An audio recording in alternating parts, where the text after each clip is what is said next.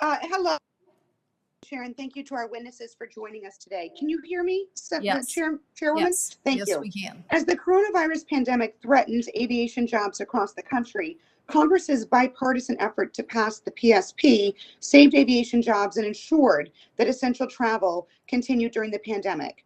So the PSP, which was first created under the CARES Act in March 2020, provided vital financial assistance to our domestic airline industry and prevented massive layoffs throughout the aviation sector. The PSP program was an example of Congress working in a bipartisan way to ensure tens of thousands of aviation employees would keep receiving their paychecks and that American travelers would have air service available when they were ready to return to travel. So I appreciate the chair holding this hearing to review the PSP program and to ensure that the recipients of federal assistance met the program's requirements to maintain their payrolls and use federal funds efficiently and effectively.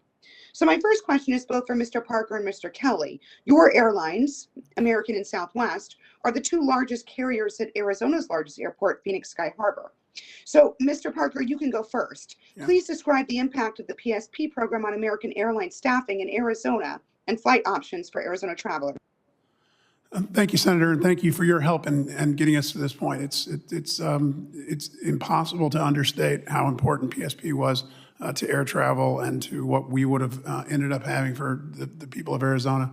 Our hub in Phoenix would have almost certain without PSP, with a loan program versus a PSP program. Back in April, May of 2020, we likely would have shut the hub down completely, and Arizona wouldn't have had air service, at least from American Airlines, as we did everything we could to save money in a time of no demand. And I don't know when it would have started back up. It would have likely been, as things had played out, it would have likely been not until the vaccine a year later. So again, impossible to overstate the impact it had. And thank you again for all you did to help get us here.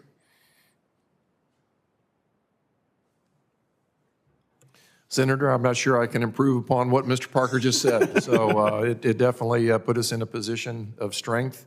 And I'm very grateful for all your leadership and support. And obviously, taking care of our people is a top priority. So again, thank you very much. Well, thank you. My next question is for Mr. Kirby. Earlier this month, United opened the United Aviate Academy, a state-of-the-art pilot training center at Phoenix Whittier Airport. How will this training center bring economic opportunity to Goodyear and provide flight training opportunities for individuals from communities that have been traditionally underrepresented in the cockpit? Well, thank you, Senator. And we've talked a lot today in this hearing about the need to create a new pipeline for training pilots. And so we're excited to be the first U.S. airline to have our own training academy for pilots there in Arizona. And what we're going to do, our first class started this week of 30 students. None of them had flight experience before today.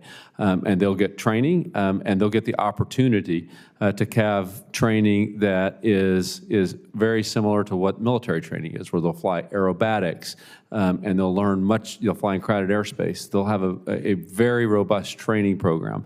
That group of people is 79% people of color. Today at United Airlines, only women are people of color. Today at United Airlines, only 19% of our pilots are women or people of color, and to the best of my knowledge, we have the highest level of any airline in the country. That's because there have been historical barriers to entry for women and people of color. There just aren't as many pilots out there. So we're going to create and be able to start training the next generation of pilots. We're going to be able to train them better, but we're also going to be able to have a diverse group of people, and we expect to be putting 500 new pilots through that facility every year. We're excited about it. Hope it can become a template for the rest of aviation, but also for other jobs around the economy, to create training programs where people can get careers and have careers, which helps rebuild the middle class in this country.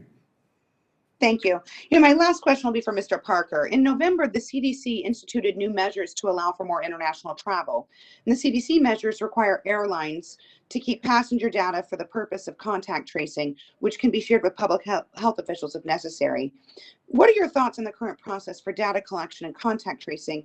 And are there changes to those requirements that we should consider? Thanks, Senator. We're happy to comply. Again, if it's helpful to the CDC, we're happy to collect the data, and we have been doing so. I don't know that we have any recommendations for more. We collect what we're asked to collect, and we'll continue to do so.